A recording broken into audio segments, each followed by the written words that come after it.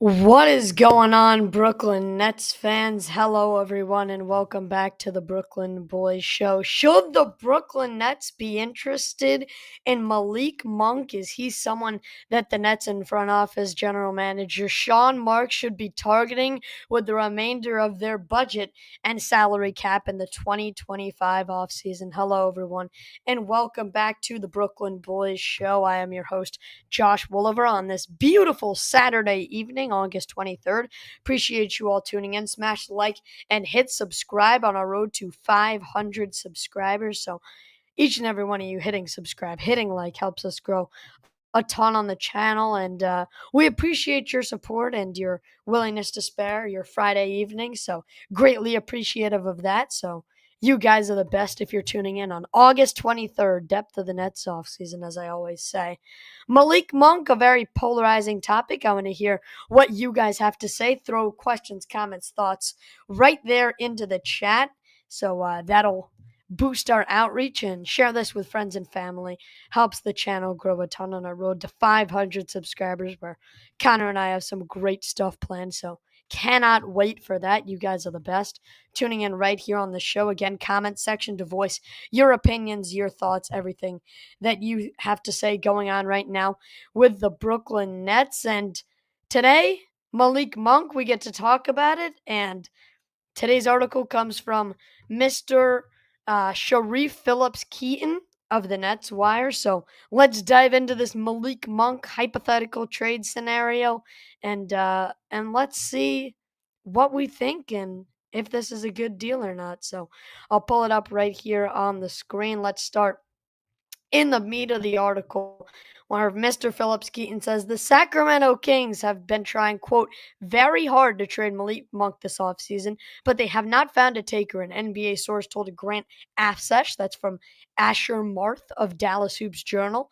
As Marth points out, Afsheth reported that the Sacramento Kings have been trying to trade away guard Malik Monk, the kind of player that the Nets general manager Sean Marks and the front office can take a chance on. The Kings offered shooting guard. Uh, the Kings offer the shooting guard to the Golden State Warriors for restricted free agent Jonathan Kuminga, but the Warriors declined the offer. Martha continued, quote, the Kings have been trying to trade Monk to open up a spot for Russell Westbrook, who is an unrestricted free agent. Assuming that the reporting is correct, it's curious that the Kings would be trying to trade Monk a little over a year after signing him to a 4-year, $77.98 million deal, so basically 78, and that was only last offseason, being a player option. The fact that Sacramento offered Monk in a trade for Golden State Warriors forward Jonathan Kuminga shows the Kings are looking for someone different at the shooting guard spot. While the Nets have made their decision about their point guard of the future by selecting BYU guard Yegor Gioman with the 8th overall pick in the 2025 NBA draft, it's clear that Brooklyn is going all in on the ball handler skill. Not only is Monk 27 under contract for the next 3 seasons, but he's coming off the best shooting season of his career, averaging 17.2, 3.8 rebounds, 5.6 assists per game while shooting 43.9% from the field and 32.5% from three-point land. And again, it seems as though the Nets may have interest in yet another guard who is coming off a great three-point shooting season. This one not as good as a guy we talked about yesterday, is Malik Monk. But look, someone who could still significantly make an impact on an NBA team. Would he make sense for the Brooklyn Nets is the question. Obviously, a high efficiency scorer, scoring 17.2 points a game last season. But to me, this move makes no sense. As Mr.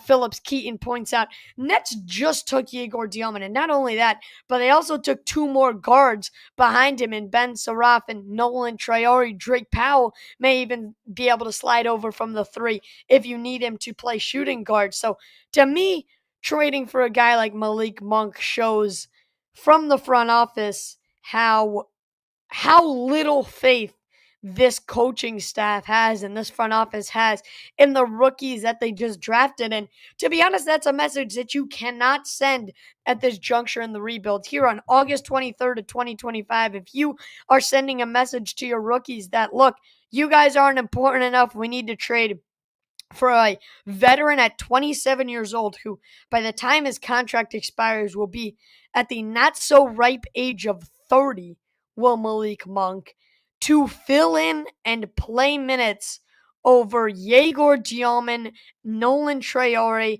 and Ben Saraf, while costing probably 5 to 6 times more against the salary cap. Look, not only do I think this is a bad idea because the Nets don't want a guy like Monk stealing minutes from young rookies. And I mentioned it yesterday when we were talking about the entire Beasley situation, about how not only is this going to hurt the Nets' tanking odds, which we'll get into, but what it also does is it creates a too many cooks in the kitchen situation when you're talking about vets, because you brought in Michael Porter Jr., you brought in Terrence Mann, and if you want them to effectively help mentor young guys, and now you want to add on another vet, another two vets you're talking about, that's just going to create chaos in the Brooklyn Nets system. And I think ultimately start taking away from what the goal of the Brooklyn Nets bringing in veterans would be to do.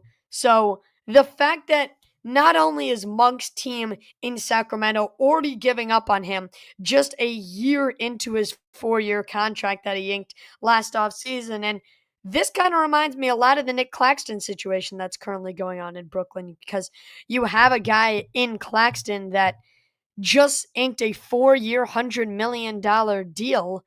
And at this juncture, I would not be surprised if Sean Marks was looking for trade candidates around the NBA. So you're looking at a possible Nick Claxton-esque situation right here with the Sacramento Kings. If you're in the chat, let me know if you can hear me. I'm having a little bit of mic issues on my end, but it may just be here in my headphones, and it may be not be something coming through on your end. So I'll definitely be able to push through. If you're in the chat, like King Ribby is, let me know what you guys are hearing from my mic. But I can always try and switch things up if something isn't working. But for now, haven't gotten anybody tell me anything is messing up or sounding incorrect. So we'll roll on from here with the Malik Monk conversation. And this is an $80 million guy, so this is not going to be a soft hit against your cap like some of the other trades that the Brooklyn Nets have taken on this offseason. When you look back at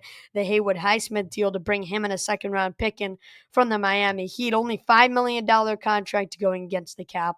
Somebody that, when healthy, which he will not be to begin the season, could definitely be a difference maker, a really high-quality defender from Miami, and someone who could certainly make a difference on the court for Brooklyn. The question being, will he be healthy enough to warrant Jordi Fernandez and the crew giving him a roster spot and holding out hope, that he will be better by not only a little bit into the season, but down the road, because a lasting leg injury is not something that you want for a guy that you just traded from and someone who you're going to entrust with a roster spot.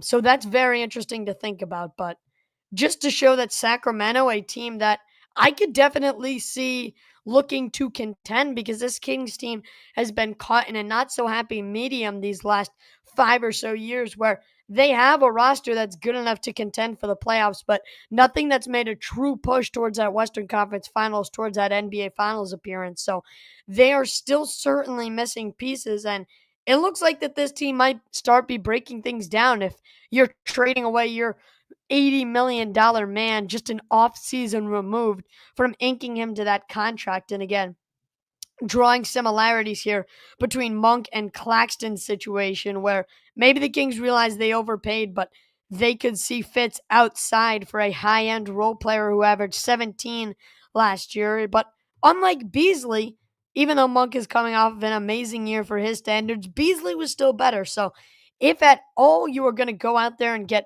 another vet at this stage in the offseason, which I don't think Sean Marks will, but if you were to go out there and go get another vet between in the remainder of this offseason, and you were choosing between Malik Beasley and Beasley and Monk, the question is, would you rather just pay Beasley, coming off of the gambling investigation that he just got cleared from a day ago, and pay him and, probably on a much cheaper deal than what he would have originally been asking for?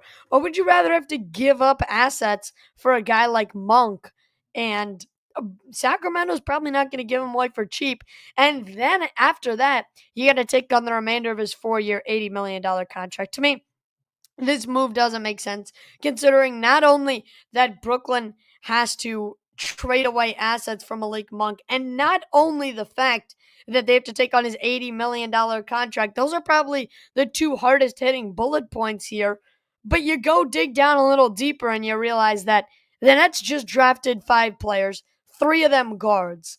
And at this juncture, to already sort of ignore their value and their piece on this Nets team, I legitimately, in my mind, cannot find a way uh, to wrap my head around this Malik Monk situation somehow turning out positive if the Kings and the Nets were to strike an agreement on a deal again. This just seems like you're targeting a guard for the sake of targeting a guard. And obviously, this Cam Thomas situation by the day continues to leave fans curious. Is he coming back?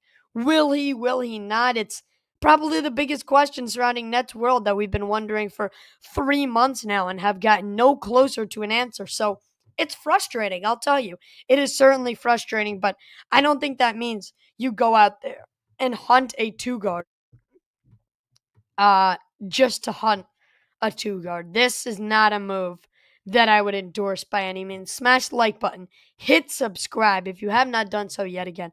It helps us grow tremendously here on the show. If you haven't yet, comment section, questions, comments, thoughts. Appreciate you all tuning in. You are the motor of this podcast. Keep the engine running, so to speak, right here on the Brooklyn Boys Show. So like, subscribe if you haven't done so yet. Josh Wolliver carrying you through the rest of this Saturday evening right here on the Brooklyn Boys Show. Road to 500 subscribers if you haven't done so yet. Comment section, questions, comments, thoughts, Malik Monk, anything surrounding the Nets. Appreciate you all tuning in. And if you haven't done so yet, it's quick, it's free.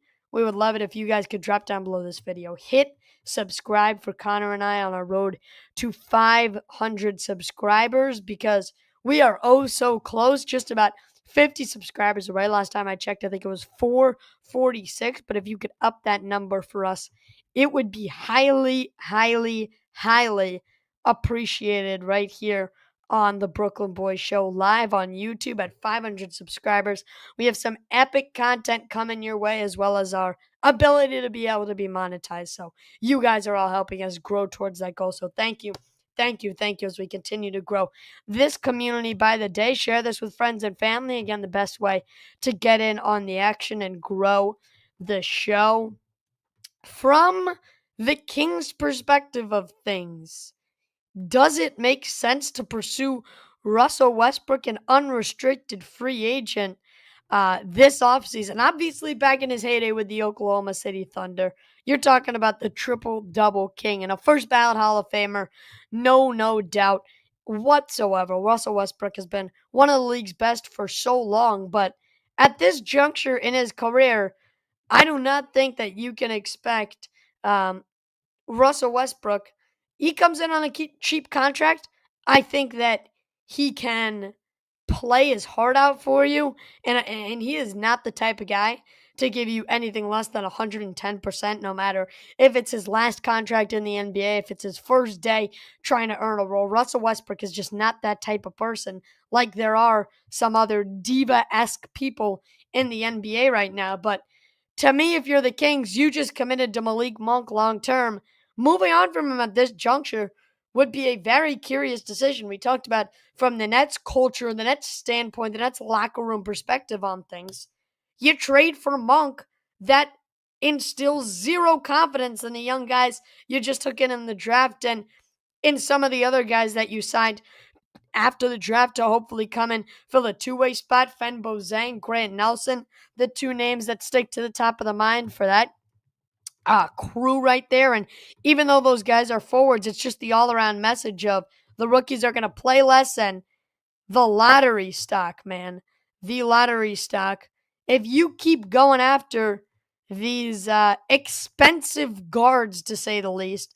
Not only is it going to hurt your salary cap, but this is a Nets team that wants to finish bottom 5 in the standings. They want the number 1 pick in that highly top-loaded 2026 NBA draft class. I'll tell you what, if there was 1 year to have 5 first-round picks, and especially 1 year to spend them all in that one draft, it's the 2025 class, because you think about how deep of a class that truly was. Cooper Flag top listing it, and then you go all the way down, and you have some steals in the late first round. And I think Danny Wolf has the potential to do that. I released a video right after the draft, about 3-4 days after the draft, highlighting how Danny Wolf could assert his role as the starting 5 on this team come the end of the year. And that looks a little bit less likely after a little bit of a down summer league performance, or a couple of them strung together. But to me, even though his stack is down right now, this is another project long-term thing for the Brooklyn Nets that you don't just go out there and resolve it immediately. And Danny Wolf is certainly, alongside Ben Soroff, their back-to-back picks there at 26 and 27 in the NBA draft, certainly will be project guys. And guys, the Nets will have to commit time and effort and coaching and resources to developing, but you can't move on from these guys immediately. So you have to instill confidence in them, and I don't think trading for yet another veteran would do that. But back, all the way back to the Kings point, just like the Nets, the Kings trade away Malik Monk 1 year into his 4-year, close to $80 million deal, 77.98, so basically $78 million deal it is when you round up. This Kings team already looks like they are on the cusp of breaking down. And I don't think it sends the right message to that locker room over in Sacramento. You trade Monk, and man, this whole roster for the Kings could just start falling apart and crumbling in front of our eyes. Smash like, hit subscribe if you haven't done so yet. We'll hear a quick word from today's presenting sponsor, Shoreline Sports Cards, and you can learn a little bit more about them in the description. But please, please, please load up questions, comments, thoughts. I will cut straight to you right after this break. If you load anything up in the comments section, get straight to you there. Appreciate you all sticking with us here on this Saturday. Evening. Yeah. You are listening to the Brooklyn Boys Show with your host, Connor Long. If you're enjoying the show, drop us a sub and leave a like. It helps more Nets fans find us. Quick break, then back to talking Brooklyn Nets basketball.